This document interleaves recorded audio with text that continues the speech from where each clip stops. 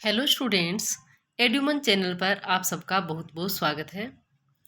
Most important PYQ series यहाँ पर चल रही है, जिसके अंदर जो होम साइंस से रिलेटेड जितने भी एग्ज़ाम्स हुए हैं उनमें जो क्वेश्चंस पूछे गए हैं और जो मोस्ट इम्पोर्टेंट क्वेश्चंस है बार बार रिपीट होते हैं, उन्हीं क्वेश्चंस की एक सीरीज आपके लिए द एड्यूमन चैनल पर प्रोवाइड करवाई जा रही है।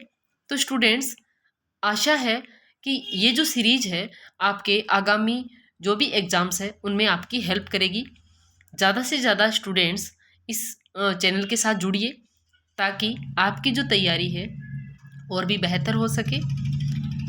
चलिए शुरू करते हैं हमारी आज की सीरीज, जिसमें हम 60 क्वेश्चंस डिस्कस कर चुके हैं। इसके अलावा और भी कुछ क्लासेज है जिनमें हम काफ़ी क्वेश्चंस डिस्कस कर चुके हैं। इसके साथ ही साथ थ्योरी क्लासेज भी आपको इसी चैनल के माध्यम से मिल जाएगी। आज का क्वेश्चन है HDL is synthesized and secreted from.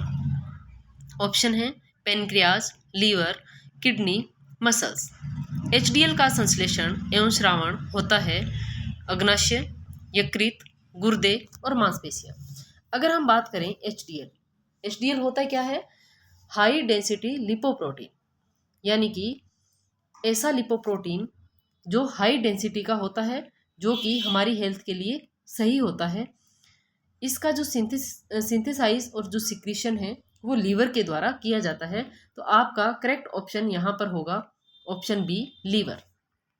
Next question है आपका, which food service system produces food at a central unit and distributed processed food to other smaller units.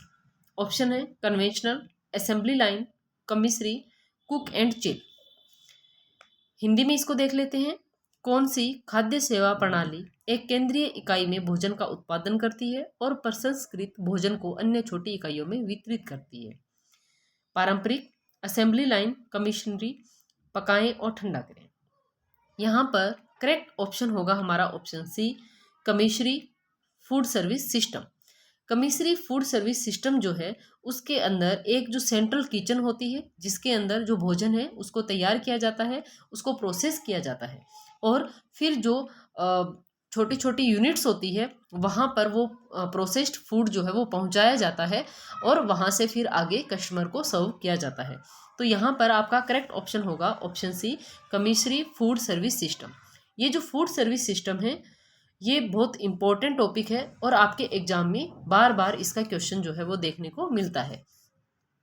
Next है, which of the following govern the selection of needle? Option type of thread, type of fabric, stitch length, tension of thread. निम्न में से कौन सुई के चयन को नियंत्रित करता है? धागे का प्रकार, कपड़े का प्रकार, सिलाई की लंबाई, धागे का तनाव।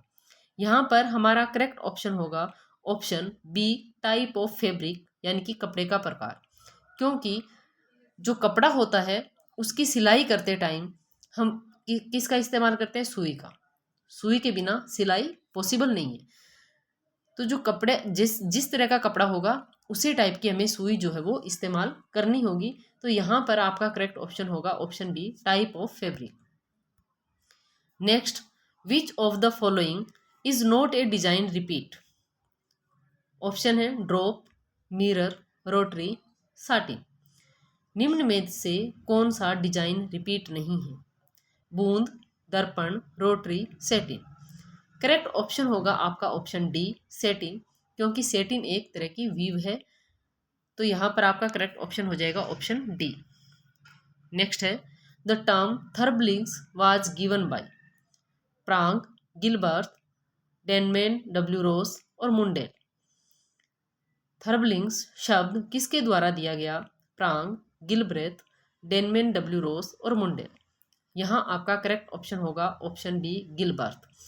ये जो थर्बलिंग वर्ड है ये गिलबर्ट द्वारा दिया गया। ये एक तरह की टेक्निक है जो कि मोशन को एनालिसिस करती है, यानी कि जब हम कोई काम करते हैं, जब हम कोई टास्क करते हैं, उस दौरान हमारा जो मूवमेंट है उसको एनालिसिस करने की तकनीक है थर्बलिंग्स। नेक्स्ट है, triggering the mind of participants to finding out solutions for a problem is called. Colloquies, symposium, debate, brainstorming. किसी समस्या का समाधान ढूंढने के लिए प्रतिभागियों के दिमाग को प्रेरित करना कहलाता है। बोलचाल की भाषा, संगोष्ठी, बहस, ब्रेनस्टॉर्मिंग। यहाँ आपका करेक्ट ऑप्शन होगा ऑप्शन डी, ब्रेनस्टॉर्मिंग। ब्रेनस्टॉर्मिंग एक तरह की ऐसी एक्टिविटी है जिसके अंदर जो भी पार्टिसिपेंट्स होते हैं उनको कोई प्रॉब्लम दी जाती है, जिससे उनका जो माइंड है वो ट्रिगर हो, यानी कि उनका जो माइंड है उस पर्टिकुलर प्रॉब्लम को का सॉल्यूशन ढूंढने के लिए प्रेरित हो। तो इसका करेक्ट ऑप्शन हो जाएगा आपके ऑप्शन डी, ब्रेनस्टॉर्मिंग।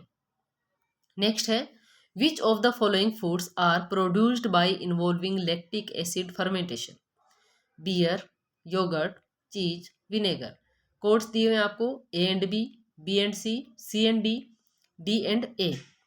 निम्नलिखित में से कौन सा खाद्य पदार्थ लैक्टिक एसिड किण्वन द्वारा निर्मित होता है? तो हम सभी जानते हैं कि जो दही है वो किसके द्वारा बनता है? लैक्टिक एसिड फर्मेंटेशन के द्वारा। और जो पनीर है वो भी किससे बनता है? लैक्टिक एसिड फर्मेंटेशन द्वारा। तो आपका करेक्ट ऑप्शन हो जाएगा, जिस कोड के अंदर आपको बी एंड सी ऑप्शन दिखाई दे रहा है, यानी कि ऑप्शन बी। यहाँ पर आपका करेक्ट ऑप्शन होगा option B, yoghurt and cheese. Next है, which of the following food do not contain gluten and is acceptable for patient with coeliac disease to consume? Option A है wheat flour, rice flour, gram flour, corn flour. निम्नलिखित में से किस खाद्य पदार्थ में gluten नहीं होता है और सीलियक रोग के रोगियों के लिए इसका सेवन स्वीकार्य है? सीलियक रोग क्या होता है? ये एक तरह की डिजीज होती है जिसके अंदर जो गेहूं का ग्लूटेन प्रोटीन है उसका डाइजेशन शरीर द्वारा नहीं होता है, बॉडी द्वारा डाइजेशन नहीं हो पाता है। तो उस कंडीशन में क्या होता है कि जो पेशेंट होता है उसको ग्लूटेन जो प्रोटीन होता है उससे एलर्जी हो जाती है। तो उसको ग्लूटेन प्रोटीन जो भी उसकी डाइट में जिन भी सोर्सेज से जा रहा है उनको एक्सक्लूड कर दिया जाता है। यहाँ पर आपका ऑप्शन जो जिसमें ए ऑप्शन आ रहा है वो आपका इनकरेक्ट हो जाएगा, क्योंकि जो व्हीट फ्लोर होता है उसके अंदर ग्लूटेन होता है। तो यहाँ पर आपका जो ऑप्शन ए है उसके अंदर ए जो ऑप्शन है वो नहीं आ रहा है। तो यहाँ आपका ऑप्शन करेक्ट हो जाएगा ए, यानी कि rice flour, gram flour, corn flower, जिनके अंदर ग्लूटेन नहीं होता है और जो सीलियक डिजीज के पेशेंट होते हैं वो इनका सेवन कर सकते हैं। नेक्स्ट है, the tool of management that does not deal with personnel, organisational chart, production schedule, jobs description, job specification, budget, communication. प्रबंधन का वह उपकरण जो कार्मिकों से संबंधित नहीं है। संगठन चार्ट, उत्पादन सूची, नौकरी विवरण, नौकरी विशिष्टता, बजट और संचार। यहाँ पर अगर अपन करेक्ट ऑप्शन की बात करें तो जिस ऑप्शन के अंदर ई और बी है वो इसका करेक्ट ऑप्शन होगा, क्योंकि जो organisational chart, job description, job specification और कम्युनिकेशन, ये सारे वो टूल है जो भी कार्मिक है उनके प्रबंधन के लिए चाहिए होते हैं। लेकिन जो प्रोडक्शन शेड्यूल और बजट है वो हमारे यहाँ पर टूल ऑफ मैनेजमेंट नहीं है। तो इसका करेक्ट ऑप्शन हो जाएगा आपके ऑप्शन बी एंड ई, यानी कि ऑप्शन बी के अंदर आपको बी एंड ई ऑप्शन दिखाई दे रहे हैं। नेक्स्ट है आज का last question, in A pattern dart can be replaced by. Pattern के अंदर जो डार्ट है उसको किससे रिप्लेस किया जा सकता है? टक्स, गैदर, स्टाइल लाइन और कंट्रोल सीम। जो टक्स और स्टाइल लाइन है वो पैटर्न डार्ट को रिप्लेस करने का तरीका नहीं है। डार्ट क्या होती है कि जब हमारा जो वस्त्र जिसकी सिलाई की जाती है उस वस्त्र में जो कपड़ा एक्स्ट्रा होता है उस कपड़े को कम करने के लिए कुछ टेक्निक्स काम में ली जाती है, जिसके अंदर आपके डार्ट्स आ जाती है, गैदर्स आ जाते हैं, कंट्रोल सीम आ जाती है। तो यहाँ पर जो डार्ट है उसको हम रिप्लेस करते हैं गैदर एंड कंट्रोल सीम से, यानी कि जिस ऑप्शन के अंदर आपके सेकंड और फोर्थ दिखाई दे रहा है ऑप्शन सी, वो आपका करेक्ट ऑप्शन हो जाएगा। यहाँ पर आपका करेक्ट ऑप्शन होगा option C, second and fourth are correct. तो ये थे आपके आज के 10 क्वेश्चंस। मिलते हैं नेक्स्ट क्लास में, तब तक के लिए थैंक यू।